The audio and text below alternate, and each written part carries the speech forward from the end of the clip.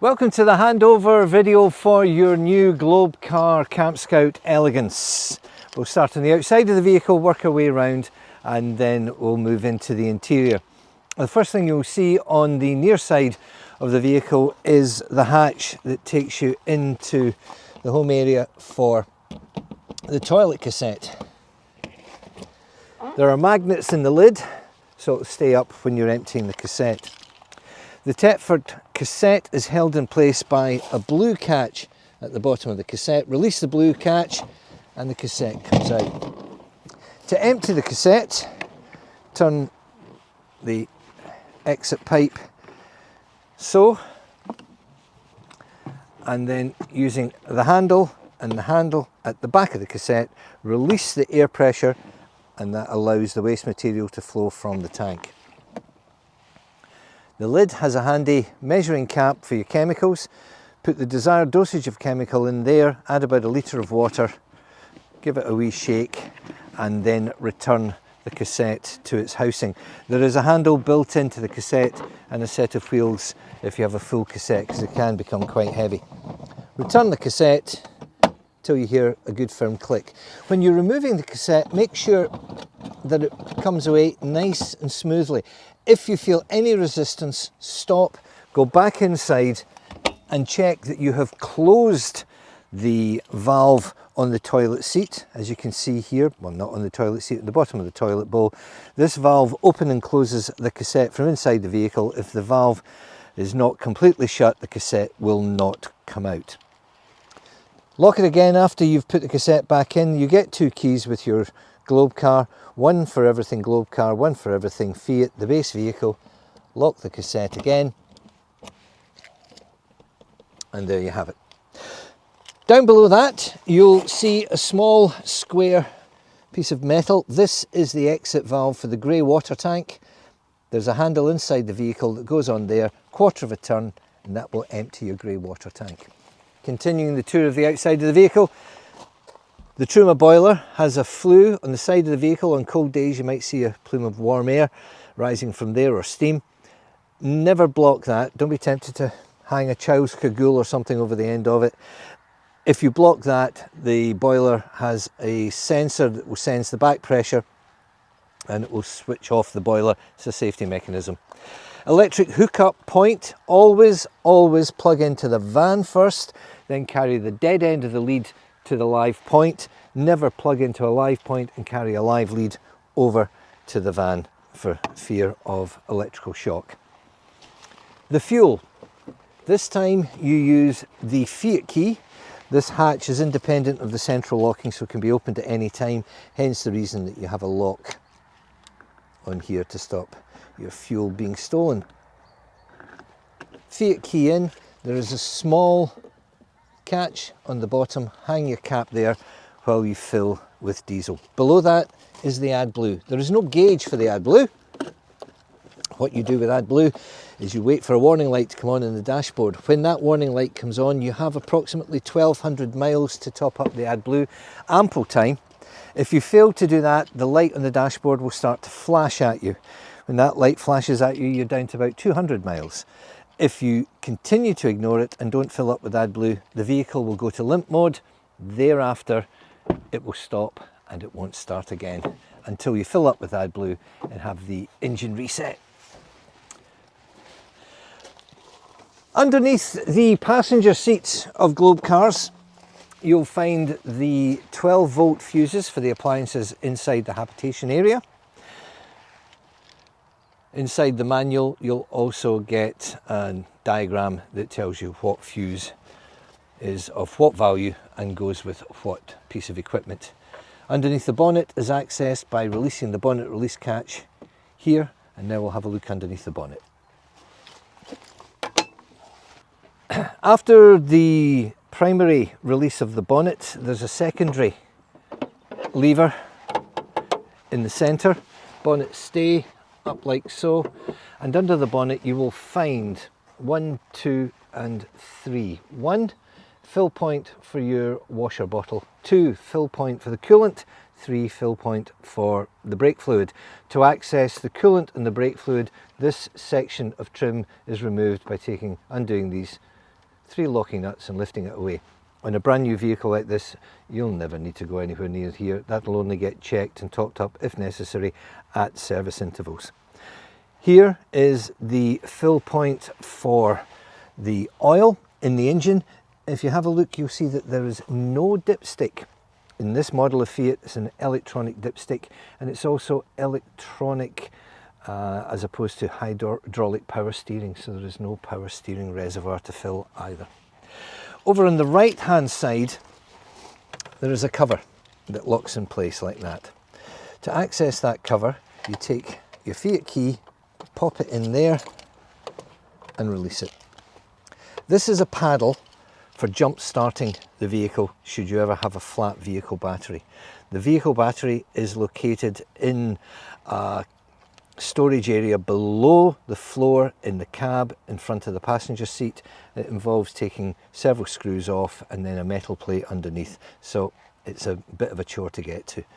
This is a remote positive, and over here we have a remote ground or earth, so if you do require to either receive a jump start or give someone a jump start, that's where you do it. On the off side of the vehicle, there is only one feature, and that is the fill point for the water tank, the fresh water tank. Again, because it is a Globecar part, we use the Globecar key. Simply put a garden hose in there and fill with water. Now, when you're travelling, you should only travel with about 20 litres of water in the vehicle. That's more than enough for flushing the toilet, making a cup of tea while in transit. When you get to your destination, you can fill up with water then. Water is weight, weight is fuel, fuel is money. If you're going off grid, then obviously you'll want to take your water with you, but if you're going to a campsite, you may as well fill up when you get there. Now, to fill up the fresh water tank, the tank itself is located in the rear of the vehicle underneath the bed. And if you have a look down from the top, you will see this is the cover over the patch where you access the top of your tank. There is a valve which opens so 3/4, and that will drain the tank down to the 20 litre mark. If you turn it 2 full revolutions, it'll drain the freshwater tank completely, and that's what you do for a winter drain down. To close it, turn it clockwise till it won't go any further. There is also a red inspection hatch beside it. It's all located underneath the bed at the rear of the vehicle. And the fact that it's inside the vehicle means it doesn't have to be insulated, it's kept warm, and you can use your vehicle in the winter months. Across from the water tank, you'll find the gas locker. Inside the gas locker, there is room for 2 6-kilogram propane bottles. The brass valve on the top of the bottle turns anti-clockwise to open, clockwise to close. This is not a drive-safe system. If you are driving the vehicle on the open road, you have to close the gas valve. You'll also be asked to close it if you travel on a ferry. When you get to your destination, simply open it and then you're good to go. Immediately on opening the habitation door, you'll find on the side of the kitchen furniture the button to open and close the full width step for access to the vehicle. So we've filled the hot water tank, and the next thing we're going to do is charge the boiler. But before we charge the boiler, we have to close the frost protection valve. You'll notice that this valve is currently sitting with this blue diamond-shaped lever on the top at right angles to the pipe. If you turn it in the direction of the pipe and then push in the blue button, that sets the frost protection valve, allows water to flow to and from the boiler, and when the temperature in the vehicle drops below a certain level, in this case 3 degrees Celsius, this will happen. That will pop, the wee button will come out, and the water will drain out of your boiler, protecting your boiler from frost damage. So reset again, 1, 2, we're now ready to go and charge our boiler. Let's have a look at the water system now. We've filled the fresh water tank earlier on, and now we're coming here and we are about to charge the boiler. Now, before you switch on your hot water system, you must have water in the boiler. To do that, fill your fresh water tank, then come to the inside of the vehicle and open the tap, turning it to the hot position. With the 12 volt power supply on, the pump will start to run and it will draw water through the system. The water, when it first starts to come through, will have lots of air in it and it will splurt. Leave the tap open and it can take several minutes until you get continuity of flow of water. Once you have that, your boiler is now full and you can close the tap and switch on your hot water system. That can sometimes take up to about 25% of your tank. So if you're wanting a full tank to have showers, fill your tank, charge your boiler as we've done here, and then top your tank up before moving on to your pitch on the campsite. Earlier on we were talking about the frost protection valve. Stored in the same area as the valve is your main fuse box for your two 40 volt systems. The 12 volt fuses are under the passenger seat. The trip switches for your 240s are located under the seat in the dinette area, as you can see here. So once you've connected your gas bottle and switched it on, as long as you have the 12 volt power supply on, you will have a self-igniter. Push and turn the gas valve to the high position, ignite, hold for a few seconds to heat up the thermocouple and then release.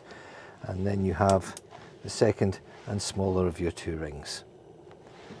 Down to a peep, back up to full, and then to off. There is no safety cutout on this lid, so make sure that the flame is out before you close this lid, and also make sure that this is cooled down enough. This is safety glass, and if you close it on a naked flame, it will shatter. There are two control panels, first of which is the 12 volt supply. Simple touch of the on-off button brings that to life, and you may have noticed that all the lights came on. It's just a single one switch. Some panels have different switches for bringing on the 12 volt systems after that, but this is just a single one button, does everything. On the right hand side we have gauges which will tell us the condition of the top, the battery, the middle, freshwater tank, and the grey water tank, the wastewater tank at the bottom. This panel here is your Truma control panel for your combi, and that's combi as in combination fuel boiler, which runs both your hot water and your central heating. So one press will wake it up, second press will bring up all the various options. So the first one we see is the symbol of the vehicle itself with a thermometer in it. This is for the central heating. Press the button to enter and you now can see that the heating is off. I can turn the heating on and you can turn it in degrees of 1, this is Celsius, all the way up to maximum of 30 degrees.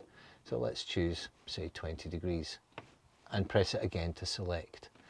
We'll move along to the fuel source and we have a choice of gas on its own, mix of gas and electric, and it's mix 1 and one little lightning bolt indicating that we are using 900 watts of electricity. Mix 2, suddenly you see 2 lightning bolts, that indicates 1800 watts of electricity and gas. Electricity on its own, 900 watts, electricity on its own, 1800 watts.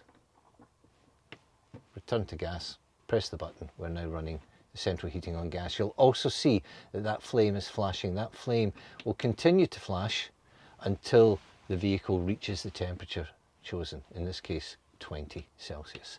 So let's enter, go back into the central heating and switch it off. Now we come to water, to heat hot water. It's important that you charge the boiler before you switch it on to heat the water. If the element is running or the gas is running to heat up the hot water and there's no water in the boiler to be heated up, then you will damage your boiler. So enter, choose between eco and hot. Hot is about 60 degrees Celsius and useful for showering. Eco 40 degrees Celsius and ideal for washing dishes. There's no water in the system today, so I'm not going to switch it on. We've already spoken about choosing fuel. The fan. If you're using the central heating, the fan will operate in either eco or boost mode. If you're not using the central heating, the fan will operate as a vent. Enter vent and you have up to 10 different speeds to choose from. This is not air conditioning, but it will move air around the vehicle on a warm day. Timer mode will allow you to preset times for your central heating and your hot water to come on. If you're bagging in Monroe and you want to have a shower at 5 o'clock when you get back to the van, you can set this timer for the heating to come on at 4 o'clock in the afternoon, and the van will be nice and warm when you come back to it. We can set the clock here, and you can either have the 24-hour or 12-hour clock setting, which you would set in the settings. Temperature, Celsius or Fahrenheit, choice is yours. Brightness of the screen, 12 or 24-hour clock. There's also change of language or a reset, factory reset. If ever you have a lockout, you can just come back to factory reset and it will reset the whole system. To switch off, press and hold until the word off appears and then release. Then switch off the 12 volt. Always switch on 12 volt first, then the Truma. The first thing the Truma does when it switches on, it goes looking for a 12 volt supply. If it can't find it, it'll throw up an error code. You'll have to switch everything off, wait 10 minutes and then switch everything back on again. And that's your two main control panels in the vehicle. So this is the area where the third bed goes in your Globecar. It's very easy to put together. You simply break the leg here, giving you a shorter leg, attach the table onto the lower rail there, and then you end up with a base, as you can see in this photograph here, on top of which goes the mattress, both of which are stored in the rear of the vehicle, making up the third bed. Now this is a third bed from a similar vehicle, but it looks almost identical to the one in yours. You have a 12 volt Thetford compressor fridge in your new camper van. To switch it on, press and hold the on power button until the lights all illuminate. The more bars illuminated here, the colder the fridge is. To change the temperature of the fridge, just simply select whichever bar you want. There's also a half crescent moon here at the end. It indicates a nighttime mode. By selecting the nighttime mode, the compressor runs silent while you're asleep. It's very easy to access the fridge. Just pull the handle to one side and open the door, and there you go. And don't forget, in this particular Globecar, you have a locking mechanism in your drawers. Up arrow releases the lock, allowing you to access the drawers. Down arrow locks the drawers in place, stops them flying open when you're driving down the road. So a quick look at the dashboard before we bring your video to a close. The right hand stalk operates the windscreen wipers. Down here we have the controls for toggling through your beam adjustments, and you've also got your fog light adjustment button here as well.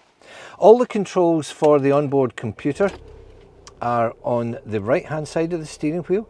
Here you can set your cruise control, and running through on the left hand side using the OK button and the trip button on the end of the indicator stalk on the left hand side, you can adjust all the various settings for your trip. You can have your trip measured in kilometers, average miles per gallon, average miles per kilometer, whatever you choose. You can also check oil pressure and temperatures in the same way. Your manual that comes with the vehicle gives you a complete breakdown on how all of these functions work. On the right hand side we have controls for the electronic mirrors. These are for adjustment only. The mirrors don't fold electronically. Windows, passenger and driver, and an internal locking mechanism that will lock the vehicle without setting any alarms if you have a third-party alarm fitted at a later date. And let's have a look at the cab blinds. Draw this lever back and draw the blind up gently. They are robust, but they are made out of paper, and it locks into position. So same works on the passenger door as well. And for the windscreen, using two hands,